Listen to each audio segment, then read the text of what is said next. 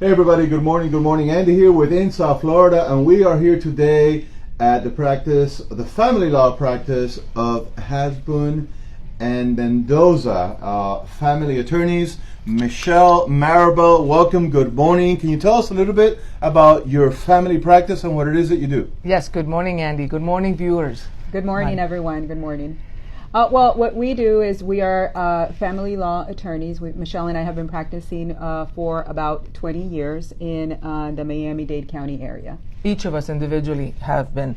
And then we partnered up about 4 or 5 years ago, and our practice is mainly family law. It's all 100% family law.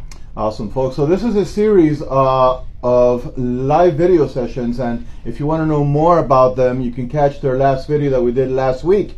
But today's topic, we're going to jump right in because these ladies are busy and they have to be in court pretty soon. So just before we went live, we were talking here, I'm like, Andy, we got to go to court. But we have a very important topic, and I want to welcome everybody. Dinah, Ellie, Francisco, everybody, welcome. Good morning. Paternity and child support. Huge issues with families all over South Florida, all over the country. Let's dive right in. Paternity and child support, what percentage of that is composed? Our practice is about 30% of our practice is paternity issues. Child support always falls into the category of whether it's a divorce or a paternity, but in terms of a paternity case, about 30% of our practice is that. And paternity, just so that everyone understands, is the cause of action or the complaint that's filed in court when we have children that are born to parents who are not married. So, sometimes people come to us and they say, I'm not married to my ex-partner, and we have children in common. How do I go about establishing a time-sharing schedule? How do I go about establishing child support? Or how do I get a permission to travel if there's an emergency situation? So what kind of case would be filed in those settings is called a paternity complaint. It's a paternity case. And then under that paternity case, we would be talking about parental responsibility, how decisions are made for that child, where the child will be spending the night, for example, during the week and on holidays, who gets the tax dependency, things of that nature. In other words, everything that will refer to the child that those individuals that were not married. So it's a paternity action. A lot of information, a lot of avenues, and definitely need to be deferred to the hand of professionals. You definitely don't want to tackle this alone. Yes, we always recommend that you confer with an experienced family law attorney whenever you do have any issues that arise under, paternity or child support. So we have some questions that a couple of our viewers had submitted. He's not paying child support. Does he have the right to time sharing? Wow. Well, that's the biggest misconception that we get from our clients, yes. Which is, well, why should I give him time sharing when he's not paying child support? The Florida law is very clear. One is absolutely separate from the other. Wow. So you cannot withhold the child if he's not paying child support. The converse, you cannot stop paying child support if she's not letting you see the child. Two totally different things. Both parents would have an avenue with the courts to go to the courts and file a motion independently. I need child support. The courts would set a hearing and then they would calculate child support. Or she's not allowing me time sharing. The courts would then set a hearing to deal with the issue of time sharing. But you can't take matters into your own hands and deal with it that way. So well, you shouldn't. You should not. But it happens a lot, I'm sure. Yes. Yes. But it's two separate things. That's right. A parent cannot hold hostage the other parent because the child support is not being paid. That's exactly Yes, right. it's not a good idea. Wow. Right. Wow. Another question that somebody asked, does the judge consider my expenses when calculating child support? Yes, we always get that question, and unfortunately, the answer to that question, or fortunately, whichever way you're viewing this, is your expenses do not get taken into account. We do have a law that's called a statute, a Florida statutory law, basically indicates when you have deductions, what deductions a court or a judge would consider. And those are limited in nature, obviously, taxes, any payment for health insurance, union dues, mandatory retirement, things of that nature. And then if you have a prior child support order, obviously that gets taken into account. But your expenses, in other words, listen, my rent is so and so, I have a car payment, I have this, those things are not taken into account. What we basically do is we look at the number of children involved. There's a guideline that says those children need so much money when the parents are earning. So what are we going to be looking at? The income of the parties, how many children we have, the cost of medical insurance for those children, cost of daycare, if there's daycare, and then those very limited deductions are taken into account. Then we figure out what the child support would be. A lot of details, a lot of great information. Folks, if you're just watching us live, my name is Andy with South Florida. We're here at Hasbun and Mendoza Law Firm with Michelle and Maribel, experts in the family law here in South Florida. If you have any questions, we welcome you to add them to the chat. And if you're watching us on the replay, you can add the questions as well. Maribel Maribel, Michelle will absolutely get to your questions. I'm on the birth certificate, but the mom is not letting me see my child. What recourse do we have? Yeah, the recourse for that is file your paternity complaint or action in the court system or with the courts, because even though your name is on the birth certificate, obviously you're at this point you need still a declaration indicating that you are the legal father, that you're entitled to certain rights. Because what happens, even though your name's on the birth certificate, is it could still be subject to challenge, and if that happens, then obviously we would get into our whole DNA or paternity testing to determine that in fact you are the father if there is a challenge. So just because your name is on the birth certificate doesn't necessarily give you legal rights. That still has to be adjudicated by court. What happens is there's certain presumptions. It's easier maybe to then be declared the legal father, but we would still need a judgment indicating so and so is the legal father of this child. So this is not easy stuff. I mean, this is detailed stuff, and you're dealing with families, and of course at the end of the day we all want the best for the child. That's correct. At the end of the day, sometimes the adults can't get along, and parents go back and forth. But wow. Another question they had is, hey, I'm paying child support because the court ordered me to, but I just took a DNA test and I'm not the father. What can I do? That's what we were talking about doing a disestablishment of paternity. You want to explain that? Yeah, the disestablishment of paternity statute actually was created to address that exact issue. What happens is, let's say there was a prior case, you are determined to be the father, and now you're paying child support, and lo and behold, all of a sudden, and there are a list of factors that a court would look at to determine if it passes muster and if you can file that disestablishment. Subsequent to that order being entered, after that order is entered, you find out, this child for so and so reason is not mine. I find out that during the time she was in a relationship, mother was in a relationship with a third party, and now I have doubts of paternity. Oh, wait. And I took the child for DNA testing, and the DNA testing indicates that I am not the father. What do I do now? Well, what you do now is you go to court, you file your DNA test, and you say, I want paternity to be disestablished. Now, what happens is the court, obviously the case will run its course. And the question with that is, well, wait a minute, I paid child support for 3 years, for 4 years. I'm going to get that money back, right? Because it wasn't exactly fair. what they ask, yeah. And unfortunately, the answer to that question is absolutely not. You will not get credit or you will not get that money back. But prospectively or going forward from the time that paternity is disestablished, then you won't have any legal obligations in regard to that child. Also, you won't have any legal rights. In other words, you won't have time sharing and things of that nature. Obviously, people sometimes enter agreements to the contrary, but it's basically about disestablishing or terminating your obligations to a child that you thought at one point was yours, and there was an order indicating that you had legal obligations to that child. So there is a way of taking care of this. You can't say, though, you know what, I know there was an order, and now I'm thinking, because my friend got a DNA test, and he wasn't the father, I want a DNA test. That's not legally sufficient. So consult with a family law attorney before you file something, because it has to pass, you have to have certain factors that are alleged or pled in order to proceed. Wow.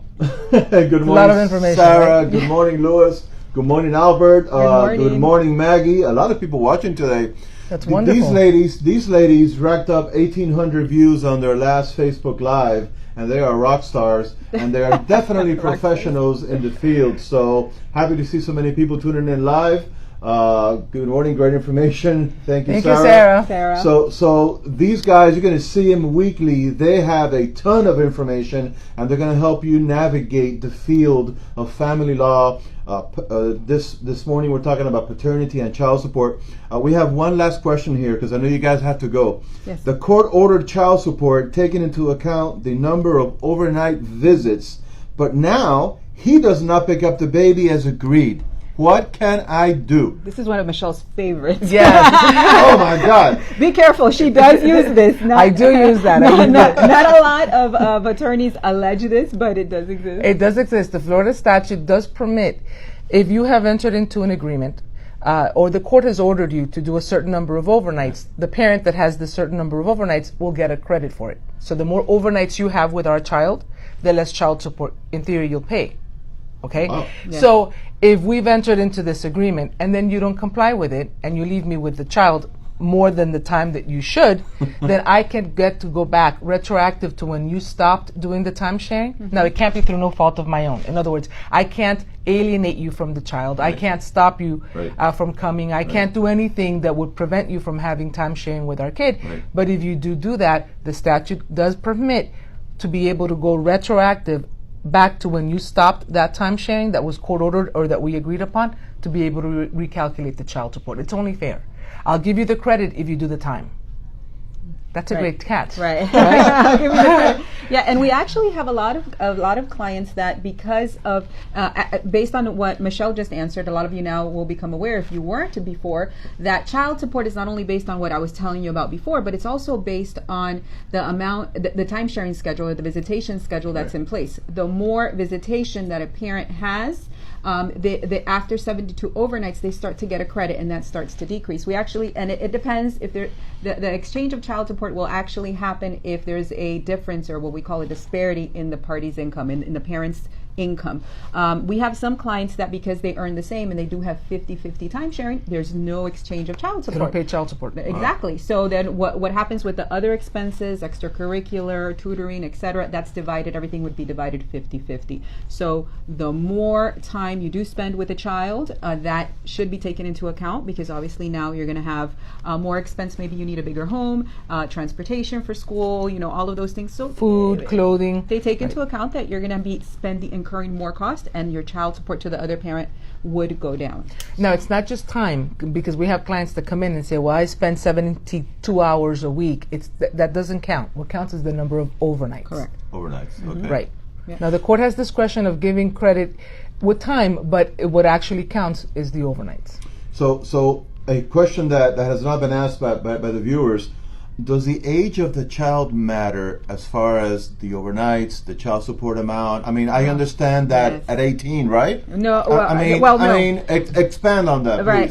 please. What this question reminded me of is something that it doesn't exist, and it hasn't existed for years, which is the tender year doctrine, which is before, when a child was of a certain age, there was preference for the mother, breastfeeding, things of stuff that like nature. that. Okay. That does not exist. So age of the child, in terms of the time sharing schedule, absolutely will not affect. We've had some client over the years, and Michelle and I are both mothers. We have young children that we have both actually had this issue where you breastfeed the children, and so I'll have mothers say, "Listen, my child is breastfeeding, and they're on a schedule every 2 hours, so I'm not going to give him time sharing, because the answer there has been, store the milk, because that's not going to impede or prohibit time sharing. Now, that's obviously, exactly, as we've said before, every case is different.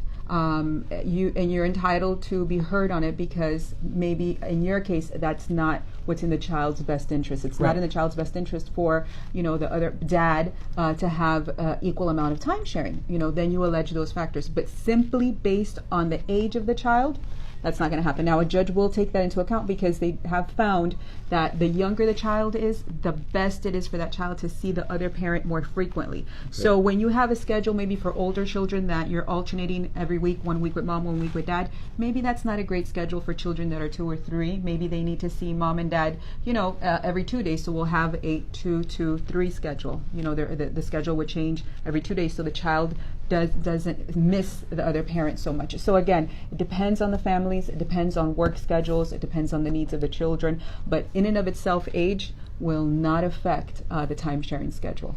A lot of information, a lot of details here. Ladies, I know you have to go to court. There's been a lot of comments, a lot of questions. Good morning, Damien. Hey, Damien Grass, how are you? Good morning, Michael Miller. Thank you guys for joining. But if anybody has any questions, what is the best number that they can contact you at? Certainly, you could call us at 305-386-2888. That's 305-386-2888. We would love to hear you guys, and call us at any time. And you know, divorce is never fun. Divorce is never good. And having to take your child for DNA tests and everything else, that is never good. But unfortunately, we live in a society where it is a reality. Do not navigate this field alone. Mm-hmm. You know, as you've heard from these ladies, there's a lot of details, there's a lot of tips and ideas and everything. We have a comment here. My grandson has autism and is 21. His father moved to another state and has not paid child support. Wow. Mm-hmm. Well, that's a very loaded question. It is. And actually, we have a lot of different factors or law that would apply to this. And basically, the child support in the state of Florida is typically, because it has a cutoff point, and that would be 18 years old unless you're expected to graduate, you're in good standing in high school, expected to graduate before your 19th birthday. If there's a child, however, with special needs that would render that child dependent. In other words, this child will not be self-supporting or self-sustaining after this age or this cutoff. Then the parent has to go to court and not only file a motion, but actually have an order entered before that cutoff date, indicating before that time expires, before the child is legally deemed no longer dependent, indicating that that child has special needs and is dependent in fact, and that support obligation should continue beyond the age of majority. Now, that child apparently has moved from the state, so obviously it's state-to-state basis, and that person would have to go and inquire, consult with an attorney in that state. So special needs, very important that you do get some type of order prior to that trigger happening, prior to that child being determined legally an adult. Now, that doesn't mean this is family court. That doesn't mean you can't go to probate court and have that established a different way. So that is definitely something that needs to be addressed. So the best advice there is to get in contact with you. Get in contact with you and just have a personal one-on-one consultation at the office or by phone and just get the details. Get the details and find out what are your options here. Right. And the other issue, just because I can't let her go, that came up there, is that the child or this person, I don't know if they did get an order, a prior order before they said no payment of child support. So it depends. You can actually go back and enforce an order that was entered years ago. Wow. And get that back child support. It doesn't matter. That order is viable. There are counter arguments to make, like latches. But typically, there's been cases where years and years have passed, and you're still entitled to collect on that order. After a certain period, it would be who can collect. Is it mom that's collecting? At this point, is it the adult child that's collecting? So we would have to look at the age of the child, but mom can typically collect. So it's important also to have an order established for child support when that child is still a minor, so that you can collect on it. Wow. So many layers, right? Yeah. A lot of layers, a lot of details, a lot of stress and stuff to go through as a top layer for family issues. Add in paternity and child support, and you just have a mix there for really a tense environment. Folks, a lot of good information. Sita, welcome everybody. You have a lot of people that are tuning in this morning. Welcome, folks. guys. Good We morning. enjoy being here. Unfortunately, these ladies have to go. They gotta be in court. But be sure to tune in next Wednesday. We're doing this at 8:30 or at 9 in the morning. I think 8:30, no? 8:30 typically. Well, because a lot of hearings are at 9. A lot of Yes, hearings. So, right. so Wednesdays at 8:30 in the morning, we're gonna go live here from the offices of Hasbun and Mendoza, and we're going to cover different topics. Are we going to tell them what we're going to cover, or we're going to keep them in surprise? Well, you know, we would like to get feedback. How about they tell us what they want to talk about? From them. If there's a particular topic that you want to hear about. A great idea. I know a hot topic is adultery. You know, maybe we could talk about something like that. How does it affect? Does it affect when, you know, at what point? Gambling. What am I going to get that money back? Wow. Payment for child support for other children. I mean, whatever. There's so many things that we could talk about. Yes, I believe Michelle Yes. Michelle and I could be sitting here talking to you. Obviously, Yeah, we don't you like know, to do that, but we'll sit here and you talk can tell all day. we don't like to talk. True, we don't like to talk. And they were shy. We are shy. But we you know, obviously, if we don't get any specific feedback, you know, there's many topics that we can We'll cover. just pick the top We'll 5. pick the topic. Maybe we could talk about adoptions, same-sex adoptions. Right. So if you want to give us some feedback on that, if not, Michelle and I will be more than happy to speak about domestic violence for a following week. That's also a very hot topic. Absolutely. And also has many layers, especially now with cyber stalking being, which is one of Mari's favorites. that is true. Wow. It is, because it's something that now with social media and the technology, It's developing to that. a lot. And we actually have some pretty good cases that are coming out that I think should be focused on and should turn the tide a little bit in terms Right. of how that's perceived. So that's also a good topic. A lot of good info here. Maybe we extend our live streams for 10-15 minutes to maybe a half an hour. Folks, Whatever they want to see. folks, Whatever they you want to heard hear. it. Leave your comments in the chat, and if you want to hear any particular topics in case law, in family law, just leave them there, and these ladies will focus on that on the upcoming streams. Remember to tune in. Set it in your calendar now. You're watching us live. Set it in your calendar to tune in every Wednesday at 8:30 in the morning. We're going to be live here with Michelle and Maribel, Hi, the Maggie. experts in family law. Thank you for your questions. Thank you for your love.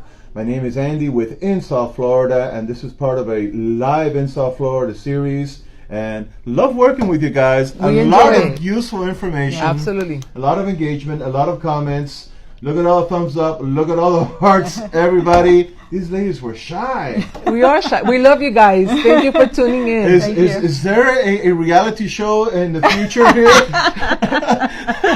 No, but yeah, okay. no, we're very shy. We're very shy, No. That's all. Hey, we were trying to break the 1800, okay? So maybe this time, let's try and see if we share can. it. You know, we would like to see a lot of participation, like to answer your questions. And we want to see you guys focusing on the best interest of your children. That's always our goal. Right. So And that's the reason we do this. if we can do something, if we could spark whatever type of conversation to get you guys to focus on your kids, that's what we're here for. At the end, that's what we're here for. And that's the reason we do this. And really to show that family law attorneys are like real people. You know, they can smile, they can crack We jokes. can joke, yeah. They can joke, you know. They Especially can drink, some of us. They can drink coffee and cortadito, but they have amazing experience and amazing background. And basically it is to make whatever's going on in your life for you to be able to navigate this, you know, easier without less stress. Hey Willie, welcome to the broadcast. Our friend Hi. Willie Hi, Willie. is up there in Colorado now. Oh, Nice. And wow. he's tuning in from Colorado, but actually he lives here. He lives here in Okay. Miami. Lives in Miami. All right, folks. Again, we have to go because these ladies got to go to court. They got to work and share their expertise and help other people. Look at all the thumbs up. Look at all the love. You guys, look at that. You guys We love you are guys. rocking it. We Thank love you. you guys. Thank you. Thank Have you a so great- much. Have Thank a great you. day. Andy here within South Florida. If you need to be live streamed, if you want to get your story out, contact me. If you need help in family law, contact these ladies. They'll take care of you. Thank you for the love. Talk to you guys See you soon. Wednesday, guys. Bye. Bye.